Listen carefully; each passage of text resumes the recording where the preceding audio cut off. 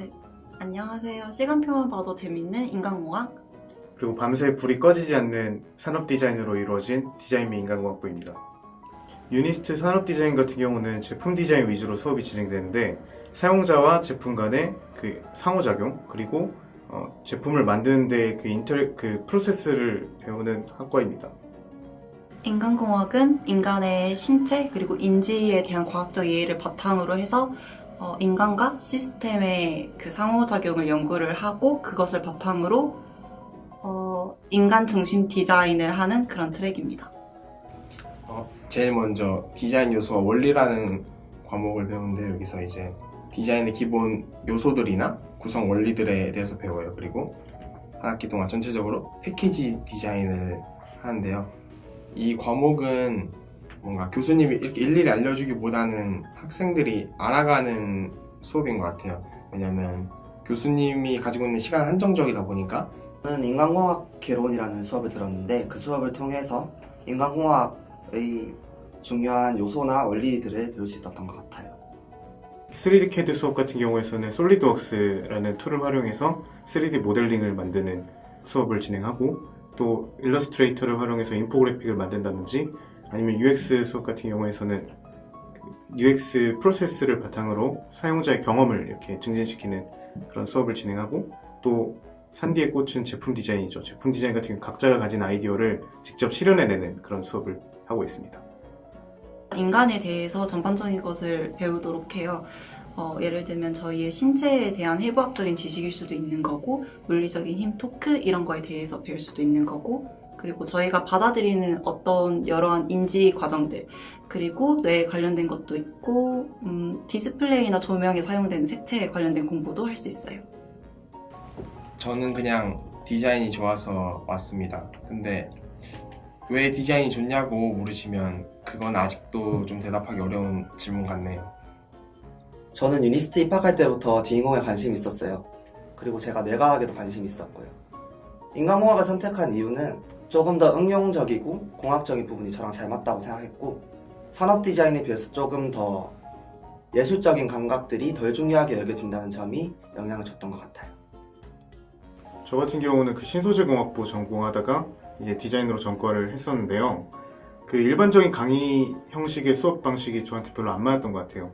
그리고 학부 졸업만으로 뭔가를 할 수 있는 게 많이 없다라는 점도 좀 저한테는 좀 별로였던 것 같고 아무래도 이제 디자인 같은 경우는 좀 뭔가 내가 배우는 게 좀 밖에 나가서도 많이 쓸 수 있겠다라는 생각이 좀 많이 들었고 저는 사람들이 본인의 진짜 손, 진짜 발과 같은 느낌을 가지도록 할 수 있는 의족의술을 만들고 싶었어요, 처음에는. 근데 이게 아무래도 뭐 뇌랑 관련도 있고 신체 공학적인 것도 필요로 하기 때문에 생명 쪽 공부만 하기에는 살짝 뭐랄까 시간도 오래 걸리고 저랑은 잘 안 맞을 것 같아서 다른 과보다는 교수님하고 학생들하고 좀 더 친밀한 것 같아요. 근데 까이기도 좀 많이 까이는 것 같아요. 그게 까이는 게 아니고 이게 일종의 피드백이죠. 그러면서 이제 배워나가는 거고. 아무래도 좀 전체적으로 개성 강한 사람이 좀 많은 것 같아요. 홍대병? 아니 그런 거 아니고 좀 뭐라 해야 되지? 이게 자기가 진취적으로 뭔가 하고 싶어 하는 사람들 꽤 많아요. 교수님들한테 맨날 까이고 뭐 대이고 하다 보니까 막 상처받고 하다 보니까 사람이 그런 식으로 변하더라고요. 분야가 좀 다방면하다 보니까 본인의 분야에 맞춰서 더 배우기 위해 대학원 진학을 주로 하는 것 같아요. 한 80% 정도?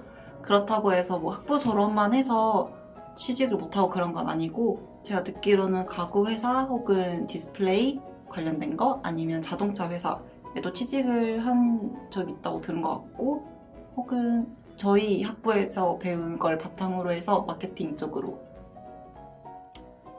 네, 저희 산업 디자인 같은 경우는 제품 디자인 위주로 수업이 진행되다 보니까 좀 제품 디자이너 쪽으로 많이 가세요.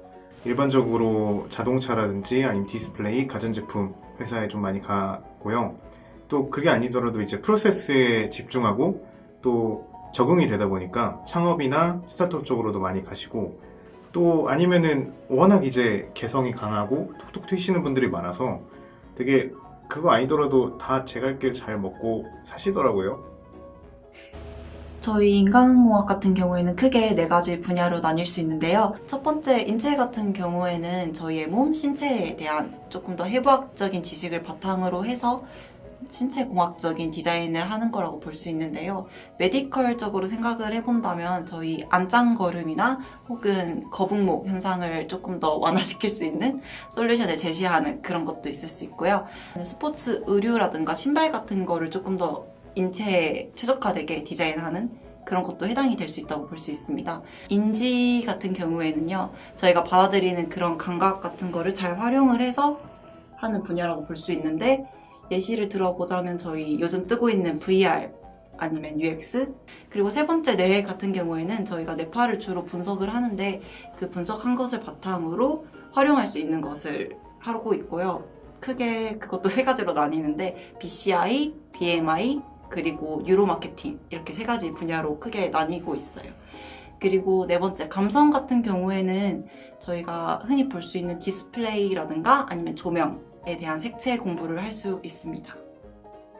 산업 디자인의 랩실을 좀 몇 개 소개해 드리면, 일단 T9 랩실 같은 경우에는 자동차라든지 아니면 미래에 우리가 어떤 제품을 사용하고 있을지에 대한 답을 내리는 그런 랩실이고, 또 데시스 랩 같은 경우는 가장 최근에 생긴 랩 중 하나인데, 인베디드 시스템이라고 제품이 뭐 움직인다든지 아니면 센서를 통해서 정보를 받아온다든지 이런 것과 같이 좀 전체적인 인테리어를 하는 그런 랩실이고요.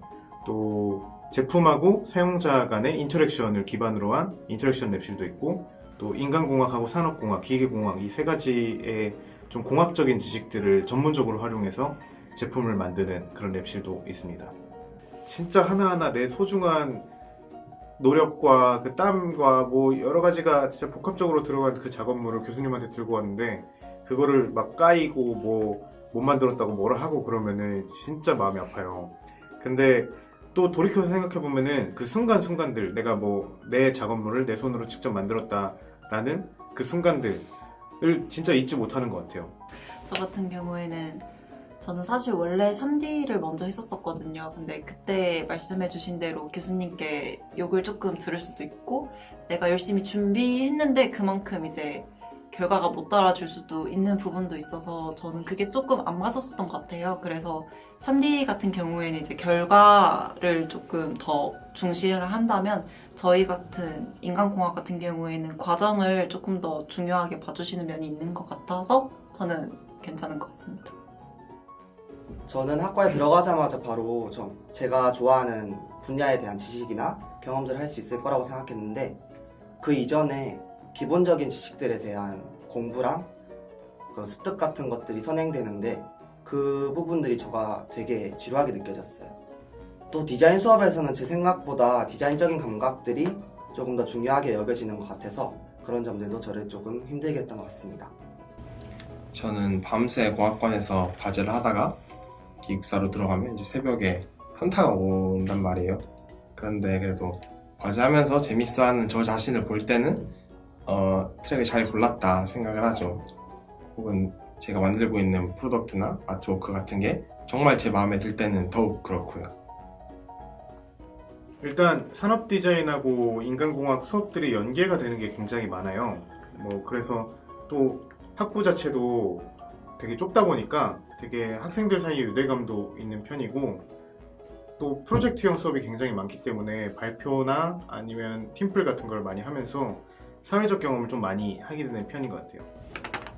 저는 사업 디자인에서 제품을 만들고 코딩을 통해서 구동을 시키려고 연관성을 생각해 봤는데, 아직 배우는 기초 단계다 보니까 그렇게 연관성이 크진 않은 것 같아요. 근데 그래도 3상에 올라가면 이 둘이 제품하고 코딩하고 연관시켜서 구동을 한다거나, 아니면 시각 디자인 쪽으로 가면 이제 웹 디자인하고 연관이 되니까 그런 부분에서 연관이 되지 않을까요? 근데 사실 근데 저희가 다 대학교 처음 들어올 때 수학과학 입시 공부해가지고 들어온 사람들이잖아요. 솔직히 디자인 감각이 있어봐야 얼마나 차이가 나겠어요. 제가 느끼기에는 좀 감각이란 게 그렇게 크게 뭐 별게 없고, 그냥 다른 사람들 잘 만든 거를 보고 그 장점을 얼마나 내 걸로 만들 수 있는지가 진짜 감각인 것 같아요. 산디가 이제 밤새 과제 때문에 죽어나간다고 말이 많은데, 제가 해봤는데 뭐 죽지는 않더라고요. 마음을 좀 단단히 먹고 와서 생각한 만큼만 빡센 것 같아가지고 그래도 좀 괜찮은 것 같습니다. 다른 과랑 다르게 산디는 이미 하고 싶은 친구들 뚜렷한 것 같아요. 그래서 이미 산디 하고 싶은 친구들은 이미 다 정해져 있는 것 같아요. 내 스스로의 가치 있잖아요. 내가 만든 어떤 걸로 이제 사회에 나가서 직접 부딪혀보고 싶은 사람들에게 추천합니다. 저는 1학년 분들 중에 아직 구체적인 진로를 정하지 못한 분들 혹은 인간에 관련해서 다방면으로 조금 공부를 많이 해보고 싶은 분들 아니면 공학적으로 학부생 때부터 직접적으로 활용을 해보는 것을 해보고 싶은 분들에게 추천드립니다. 저희 인간공학은 요즘 핫한 기술을 많이 다뤄요. 다른 학부에서 배우는 것 가지고는 직접 제공되기 이전의 베이스를 쌓고 다루는 느낌이라면 저희는 바로 활용하는 그런 느낌입니다. 저희 학부 같은 경우에는 인턴십을 할 때 직접 프로젝트에 참여를 할 수 있게 해주는 편이라서 그 점은 정말 좋은 것 같습니다. 아무래도 산디의 가장 큰 장점이라면 성비겠죠. 네, 농담이고 사실 산디 같은 경우 다른 학부하고 차이점이 꽤 많이 있어요. 예를 들면 프로젝트형 수업 방식이라든지 아니면 교수님하고 학생 사이가 굉장히 친밀한 편이고 그리고 이제 나만의 작업물을 만드는 것도 가장 큰 장점이고 차이점인 것 같아요. 저도 산디 오고 나서 대학 생활이 즐거워졌습니다. 뭐야? 되게 멋있다. 간지는 어디서 온다? 디자인 및 인간공학 부분.